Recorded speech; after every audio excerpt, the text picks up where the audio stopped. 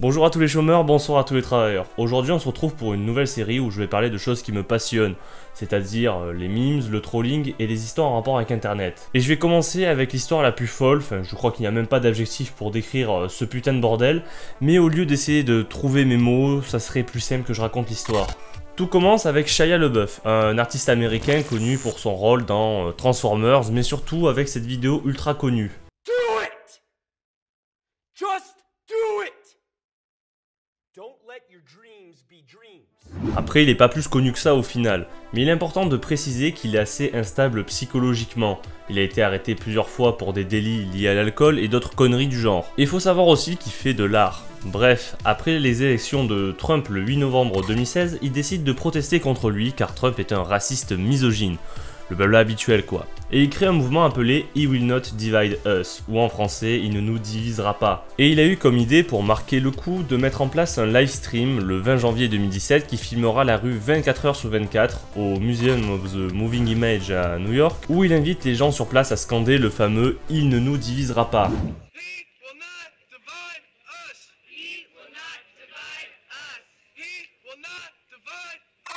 À dire des messages d'amour et de paix, ou de cracher sur Trump, au choix. Comme je dis tout à l'heure, cela est diffusé en direct sur internet, et il compte faire durer ce stream 4 ans, soit la totalité du mandat de Donald Trump pour protester contre lui. Mais cela ne se déroula pas comme prévu.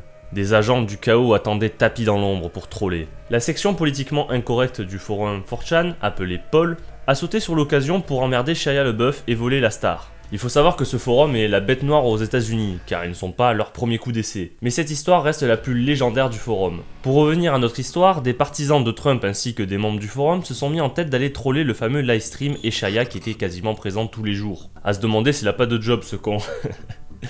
Le jour 1 commence et quelqu'un tag un cake dans le fond qui est une référence au forum. Et des personnes n'arrêtent pas de hurler qui est le même du forum. Le jour 2, Shia commence à être énervé que des gens viennent troller son livestream et il devient de plus en plus agressif. À la tombée de la nuit, quelqu'un vient déposer une baffle avec la musique Shady Lake, qui est une musique utilisée par les partisans de Donald Trump.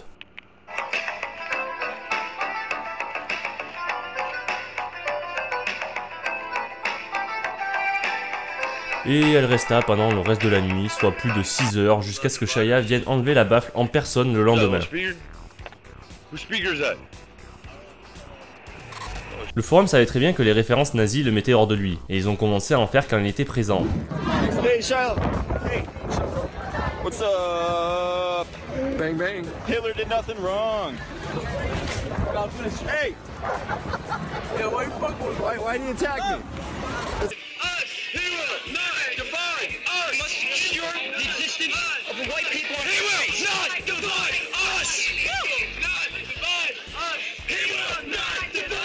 Et on arrive au jour 5. Avec la pression, le stress, l'énervement et la fatigue de faire face à des escouades de trolls tous les jours, Shia craque et frappe quelqu'un qui le soutenait à cause d'un malentendu. Il l'aura en fait pris pour un troll. La scène s'est passée hors caméra, mais par contre la police est intervenue et l'a arrêté devant le stream.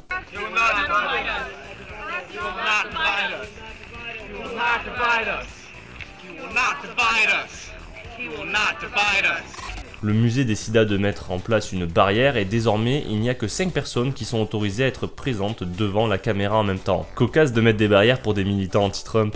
Le vendredi 10 février, le stream est arrêté après même pas 20 jours car la police en avait marre qu'il y ait trop de bordel et de débordements à gérer. 1-0 pour Paul.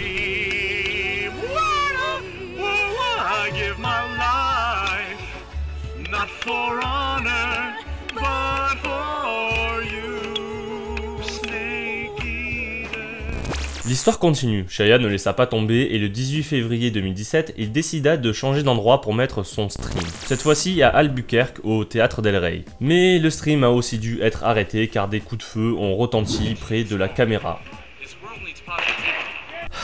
Y'a qu'en Amérique ça se passe ce genre de conneries. Encore une défaite, mais bon là on peut pas vraiment dire que c'était à cause de Paul, du coup le score reste toujours de 1-0. Sauf que Shia est un dur à cuire et n'allait pas laisser tomber aussi facilement. Après ces 2 échecs, il décida de changer de tactique.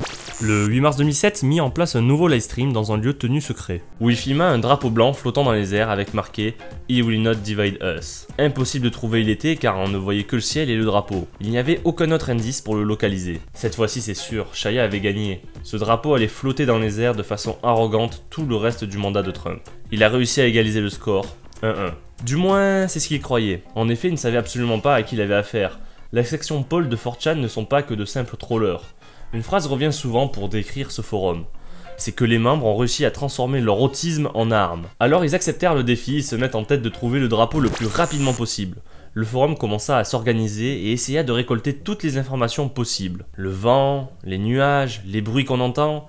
Et vu que c'était en direct, ils ont pu déduire grâce au soleil dans quelle zone des États-Unis le drapeau était, vu qu'il y a plusieurs fuseaux horaires. Le drapeau se trouvait donc dans la partie est des États-Unis. Ils ont pu éliminer les 2 tiers des États-Unis avec cette simple information. Puis, ils firent 2 grosses découvertes. À un moment durant le stream, on a pu entendre des grenouilles croisser, ce qui veut dire que le drapeau se situe près d'un point d'eau. Et la deuxième grosse découverte était qu'on aperçoit à un moment le passage de 2 avions. Le forum se pencha sur la question et ouvra une page qui référence en direct le trafic aérien de la côte Est. Mais le problème est d'identifier le passage de 2 avions dans tout ce bordel, avec comme seule information ces 2 trajectoires. C'est complètement impossible. Sauf que pendant ce temps, une section s'occupait de traquer les déplacements de Shia LaBeouf, car ils étaient certains qu'il était présent lors de la mise en place de ce drapeau. Alors ils ont fouillé de fond en comble les réseaux sociaux à la recherche d'informations. Et bingo, dans un petit restaurant d'une ville dans le Tennessee, une serveuse super contente de rencontrer Shia a pris une photo avec lui et n'a pas pu s'empêcher de la poster sur Twitter. Et pour enfoncer le clou, TMZ, un journal People, a révélé que Shia avait été repéré en train de pêcher dans les environs. La recherche s'est donc réduite dans les alentours de Greenville dans le Tennessee. La section aviation, après avoir regardé le trafic aérien avec cette nouvelle information, a déclaré que 2 avions devraient survoler la zone dans peu de temps. Si on pouvait les apercevoir sur le stream, cela confirmerait donc que le drapeau se situe bien dans cette zone. Jackpot. Pour affiner les recherches, ils tracèrent sur la carte le passage de tous les avions qu'ils ont pu voir sur le stream. Mais il leur fallait d'autres informations. Et lorsque la nuit tomba, la section astronomie de 4chan se mit au travail. Avec l'aide des constellations, ils purent déterminer l'angle de la caméra et de nouveau affiner l'emplacement du drapeau. Avec les constellations plus les passages des avions et à l'aide de trigonométrie assez poussée, la zone de recherche a été drastiquement réduite. Un agent a donc été dépêché sur le lieu. Sa mission ? Klaxonner comme un idiot pour que les autres personnes sur le stream lui indiquent quand ils entendraient le klaxon. Je suis refroidi là.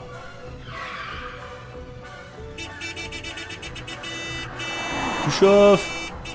Ta gueule. Et quelques minutes plus tard, la cible fut trouvée. Mais l'agent ne pouvait pas encore s'infiltrer et risquer la venue de Shia.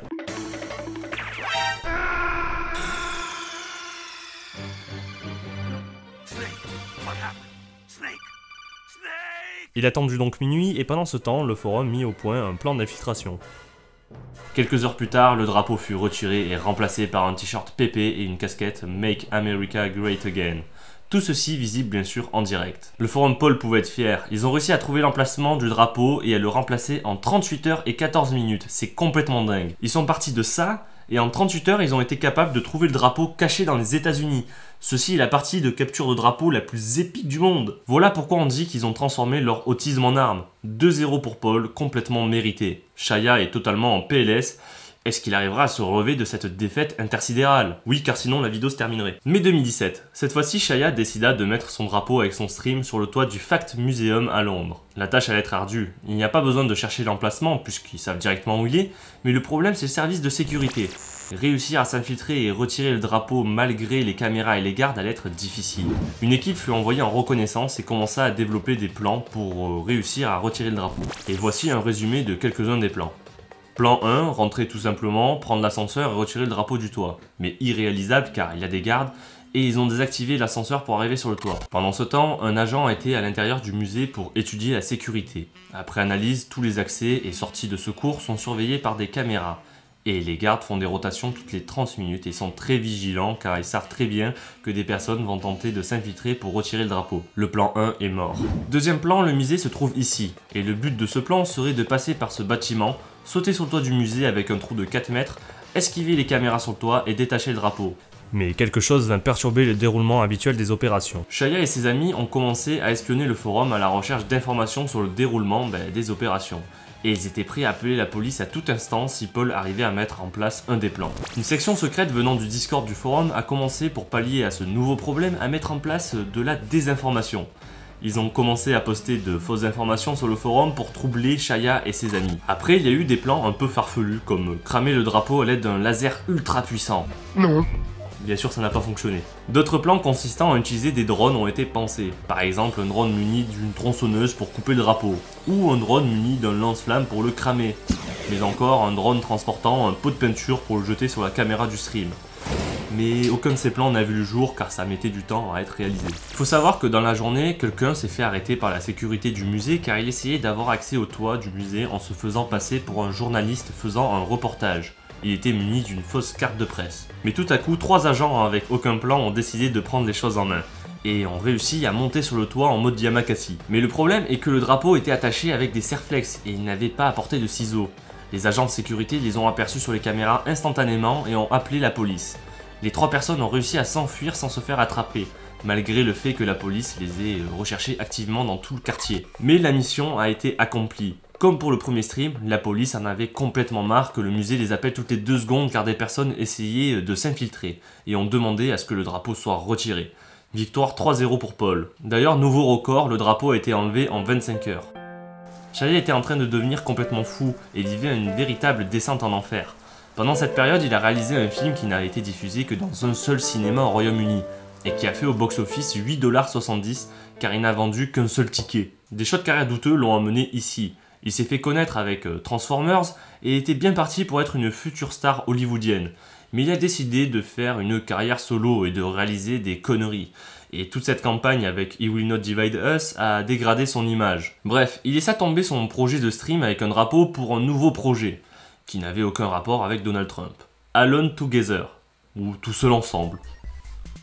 Le but, s'enfermer dans une cabane en Laponie pendant 1 mois, tout seul. 2 amis l'ont rejoint dans cette expérience et se sont enfermés aussi dans une cabane solo. Ils n'auraient contact avec le monde que par message via une cabane avec un terminal qui a été mis en place dans un musée en Finlande. Et les visiteurs pouvaient parler donc à Shaya par message depuis cette cabane. Mais vu que Shaya, après toutes ces affaires de drapeau, a déclaré que les utilisateurs de 4chan n'étaient que des puceaux qui ne peuvent pas avoir de meufs, ce qui les amène à avoir des idées de fascistes, et que c'était des merdes, les agents de Paul se sont mis en tête pour continuer à le troller de ruiner son nouveau projet. Et c'est bien sûr ce qu'ils ont fait. Avec juste comme information cette photo de Shaya dans la fameuse cabane. Pas d'avion, de soleil ou je ne sais quoi, juste cette photo. Comment ils se sont démerdés pour le trouver dans l'ensemble de la Laponie juste avec ça? Ils ont fait très simple. Ils ont cherché parmi les 3000 locations de chalets-cabanes en Laponie, celle qui aurait utilisé le même bois que l'on voit en fond derrière Shaya. Ils l'ont trouvé. Ça devait n'importe quoi, Shaya a beau se cacher au fin fond du monde en Laponie, ils ont réussi à le trouver juste avec une photo. Mais laissez cet homme souffrir en paix tout seul, putain, il va se foutre en l'air si vous continuez. Et on arrive au dernier chapitre de cette histoire. Shaya a mis en place un nouveau stream pour son projet He Will Not Divide Us. Il filma son drapeau à l'intérieur d'une maison sur un mur avec le son coupé. Oui, c'est tout, c'est complètement inintéressant. Le premier stream était drôle, ça a créé des débats, de l'action, c'était une télé-réalité filmée 24 heures sur 24 et des choses incroyables se sont passées dessus. Et ça a fait parler du projet. Mais là, c'est quoi, sérieusement? C'est sa façon de manifester contre Donald Trump? D'enfermer son drapeau dans une maison à l'abri de tout regard avec un stream sans son? Rien? Franchement, il n'y avait plus aucun intérêt. Sa manifestation et son projet étaient complètement morts. Mais bon, comme des junkies, les membres de Paul ont essayé de retrouver la même sensation que les premières fois où ils ont trollé Shaya. Et ils ont de nouveau cherché à trouver le drapeau. Très simple, comme d'habitude, Shaya avait fait une erreur. La source de lumière n'était pas artificielle. Donc ils ont pu déduire que le drapeau se situait dans le fuseau horaire +1, qui correspond à Paris-Londres. Ils ont cherché si l'un des 2 amis qui avaient participé au projet de s'enfermer dans les cabanes en Laponie habitait dans ce fuseau horaire. Et c'était le cas, l'un d'eux habitait à Londres. Ils ont cherché son adresse, l'ont trouvé, et pour vérifier que c'était bien ici, un agent a été envoyé sur place avec une lampe torche pour éclairer à travers les fenêtres pour voir si c'était bien cette maison. Et c'était le cas. Ils ont essayé de pirater la connexion Wi-Fi mais n'ont pas réussi. Et ne sachant pas quoi faire, ils ont décidé d'envoyer des dizaines de pizzas à cette maison. J'ai pas commandé de pizza. On est bien au 7328 Red Ledge Drive, chez Monsieur Merchant. Oui, c'est Monsieur Merchant qui a jamais commandé ta putain de pizza. Mais qui nous a appelés alors? Shia avait encore perdu, 4-0 pour Paul. Et c'est tout pour cette longue histoire de Shia LaBeouf versus les trolls de 4chan. Une histoire légendaire qui restera inscrite à jamais dans l'histoire d'internet. Morale de l'histoire, ne pas emmerder les trolls de 4chan, car ils ont réussi à transformer leur autisme en arme. Et ils te trouveront qu'importe où tu te caches. Bref, j'espère que cette histoire vous aura plu. Si c'est le cas, n'hésitez pas à partager la vidéo, à mettre un pouce bleu et à vous abonner. Sinon, on se dit à une prochaine fois pour une nouvelle vidéo.